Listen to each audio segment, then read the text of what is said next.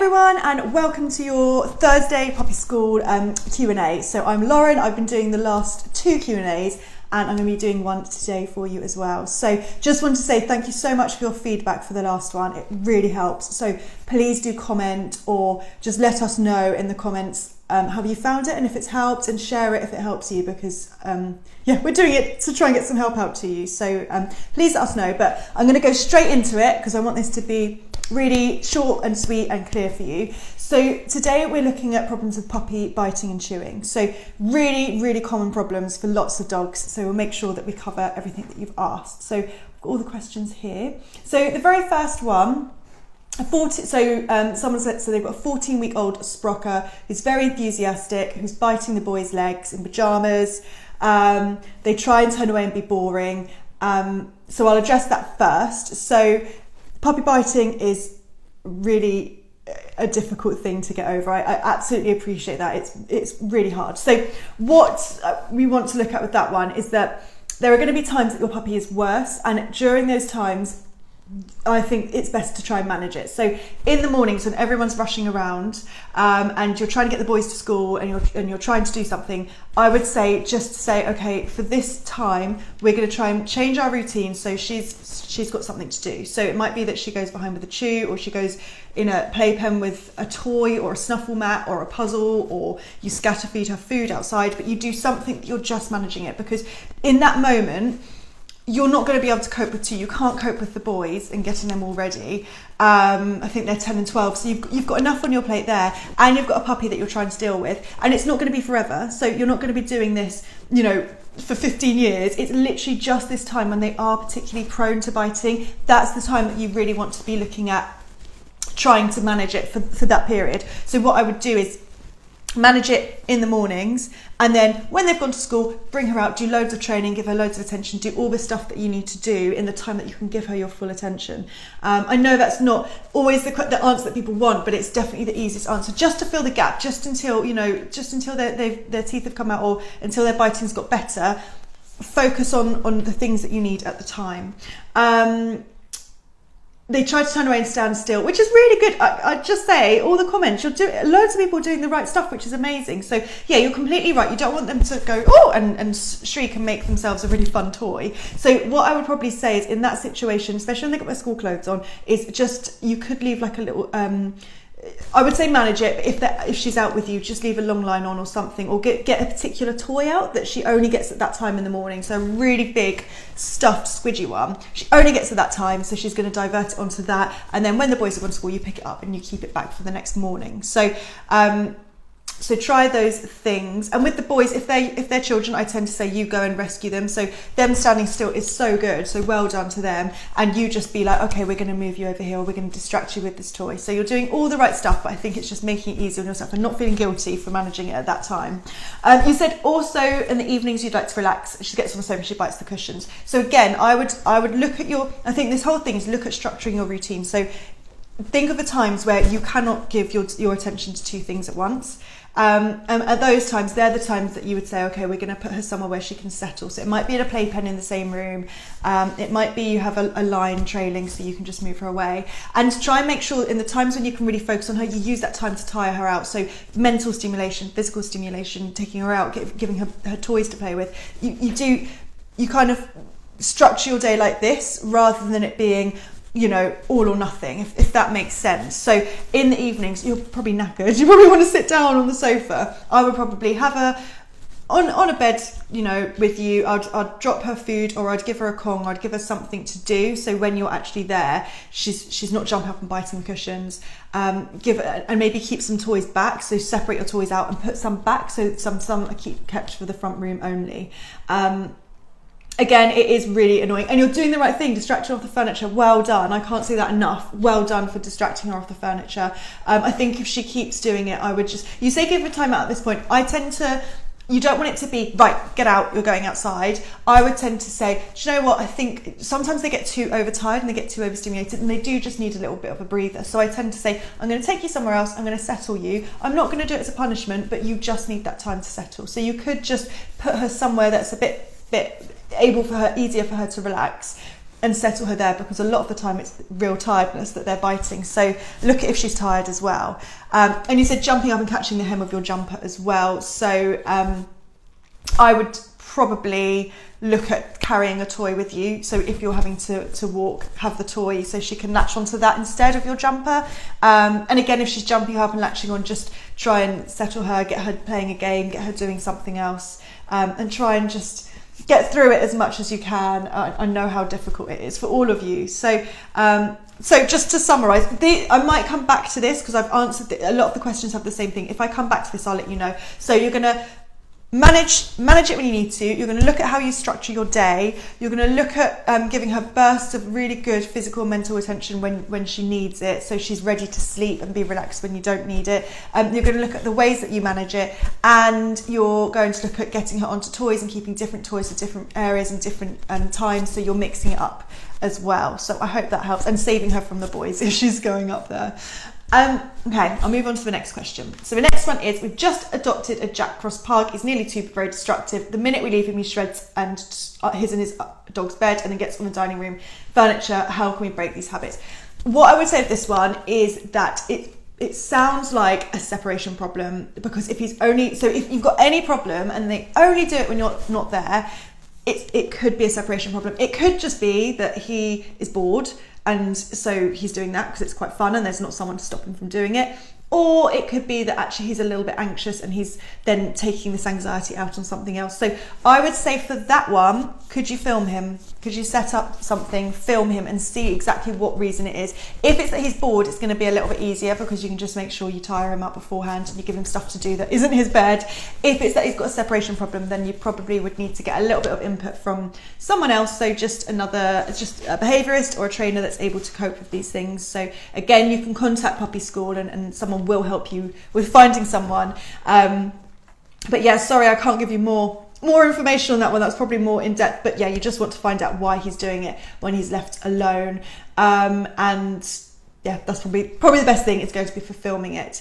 Just following on from that, I did have somebody from the last Q&A who I completely missed their question because I don't know, I managed to make their comment disappear. So I think it was a cockapoo puppy around 14 weeks from what I remember, but didn't like being left alone. So if you've got a puppy and a puppy is under about 6 months, so if you've got one of those and they've got a separation problem, what you want to do is you want to make sure your relationship with them is really good. So they're not sometimes ignored with you and sometimes getting lots of attention, but it's really, really consistent. So you're giving them what they need. And you also want to build that separation up really slowly. So it might just be a case of when you're in the room with them, you don't have them up with you all the time. You're not interacting with them all the time. You're trying to get them to do things more independently. So it might be having a chew or playing with their toys or resting on a bed that's a bit away from you. And then you want to start doing things like going in and out of the room really casually. So it might be you get up and you go and turn the kettle on, you come back, and it's not a huge big deal. You just wander back in, so they know that you go, but you're going to always come back. So all you're doing with puppies, this isn't so much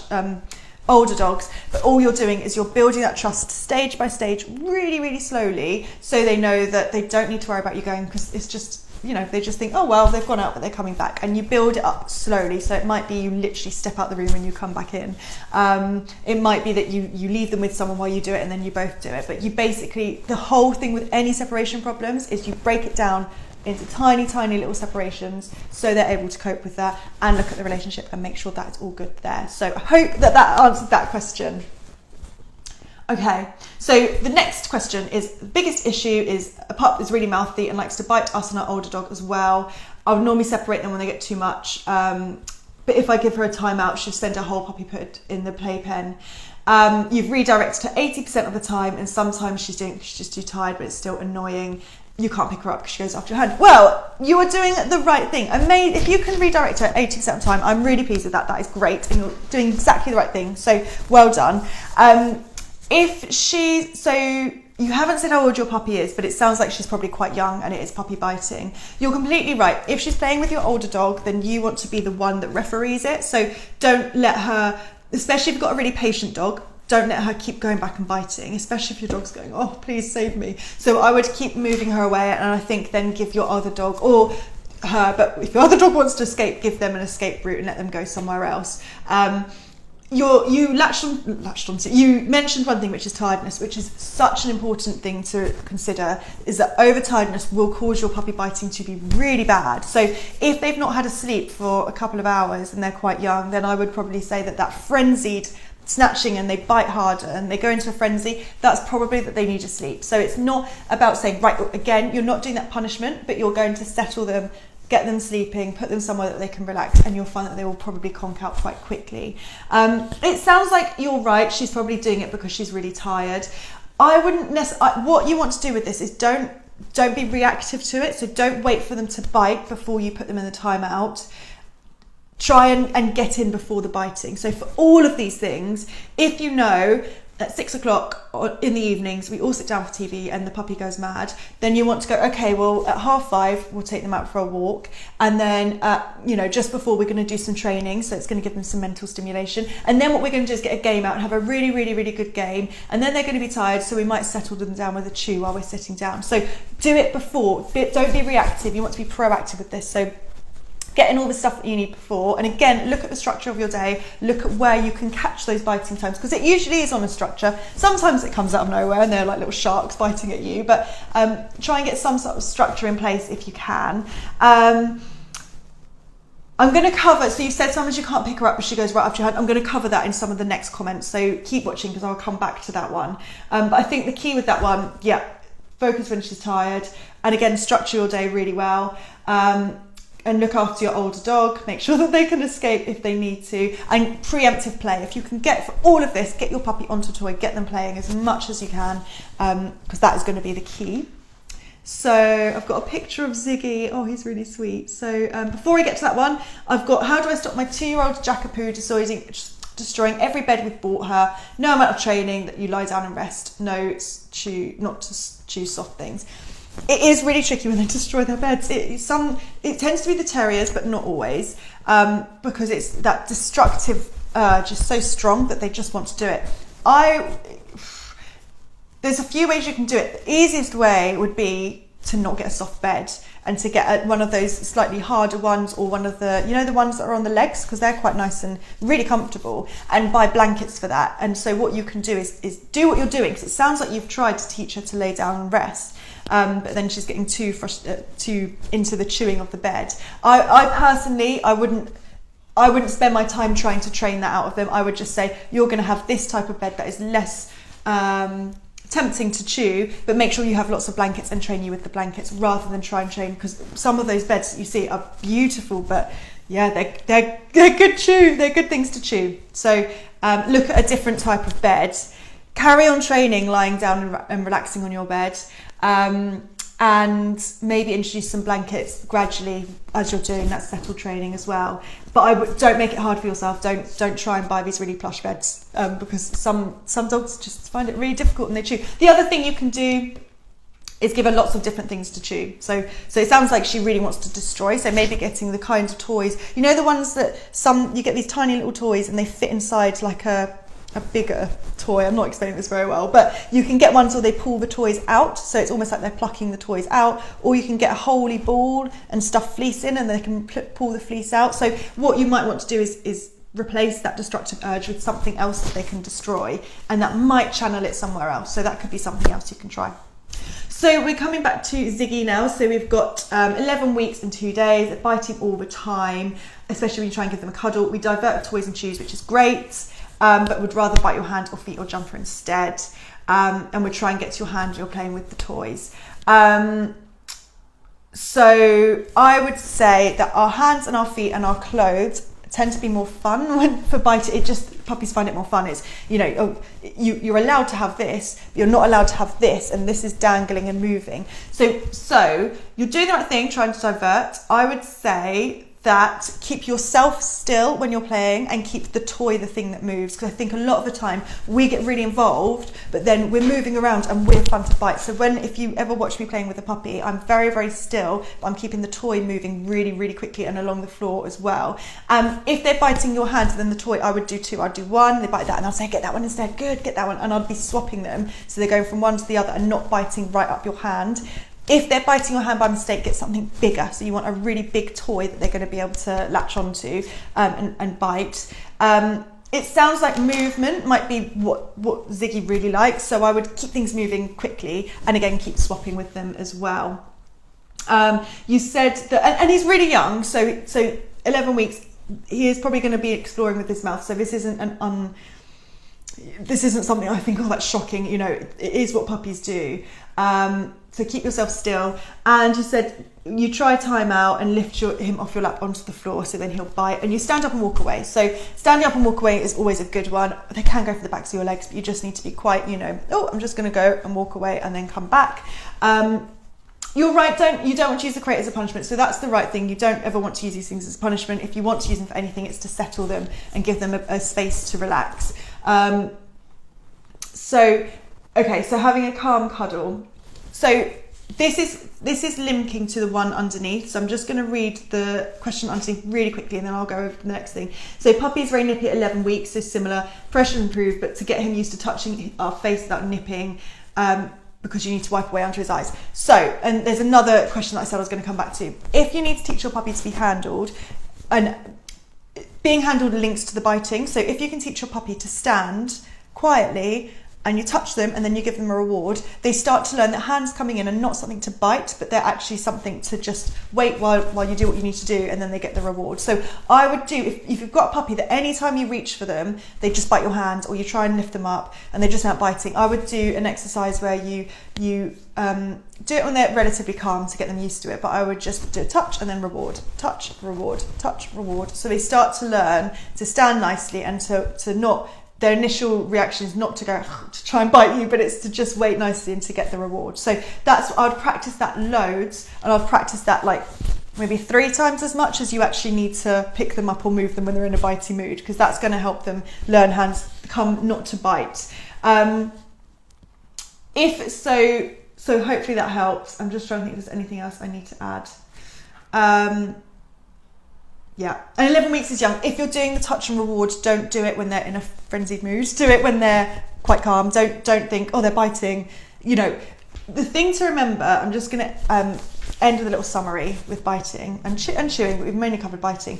The thing to remember is puppies, time is such an important factor. So obviously we can make all these things easier. And if I had a puppy, I probably would have much less biting than anyone else, because I'm a trainer and that's what I do. But it's something they do go through. So if you've got a puppy at 11 weeks, I tend to say if you go to a puppy school class, by the end of the 6th week, even though it seems like a long time, you should have started to see an improvement. So time in itself will help, but what you want is how to make, so what I'm giving you is ways to make this much easier. So I'm not giving you anything that is going to say, right, we're going to stop it dead, because we don't want to do, if you do things, that's getting into another argument, if you do things like that, you can have fallout down the line, but we're looking at things to make it easier, to make it so they're less likely to bite you. And it's just time. And the same with if you get the chewing, just so you know, when they get to about 14 weeks, 16 weeks, 4 to 6 months, they start to lose their teeth. So they might start chewing in a different way. So that can be another reason for the biting. So I tend to say by the time they've finished a puppy school course, their biting, their chewing should have started to improve. So hopefully that gives you a little bit of help, that the time is going to be a huge factor. But what you want to do is put all these other management into place. You want to do toy play, you want to give them physical, mental stimulation, you want to set your day up, you want to set them up for success, you want to try and make sure that you're teaching them that hands come to stroke and not just to touch them. And yeah, so I hope that's answered everyone's questions. I'll go through and make sure that I have answered everything. So I have one more really quick question I was going to add on, which is somebody from the last week. So somebody from the last week had a 6-year-old miniature poodle and said that she will bite, she wants attention, but she'll bite if people come to touch her or stroke her. I'm not going to go into this in a huge amount of detail, but all I'm going to say with this one is that it's really, it might be she wants attention, but she doesn't want her head touched. So a lot of dogs don't want actually their head reached for. If she's biting, then she's making a really clear sign to say, I don't want that to happen. So it's just a very overt way of her signalling, please don't come near me, please don't touch me. So in that instance, you say that she wants attention. I would say she probably doesn't want attention in that way with the hands reaching to her. So I would stop people from doing that in the first place. And I would, because you don't know as well if she's a rescue dog, which I think you said she was. It could be that she's had, you know, she likes being around people, but actually something's happened to her in the past that's made her not like hands coming towards her. So we don't know that. So I would just say stop strangers from reaching towards her. Make sure if she wants to come up, she wants attention from people, make sure she gets it without them reaching towards her. And I would also look up, if you look up the ladder of aggression, so just search for ladder of aggression on Google, it will come up, and that's a really clear sign of body language, because it might be she's giving you really subtle clues in body language that she doesn't want that to happen, but those clues are being missed. It might not, but it's always worth looking up and educating on her body language, so you know what comes before she snaps. And also I would probably say get someone else, but get someone that can come in and help you, because that's a tricky one. Anyway, thank you so much everyone for listening. Please give us feedback. We hope that it's helped. Yeah, I look forward to hearing if it's helped and hearing your comments, and I will catch you next time. Thank you.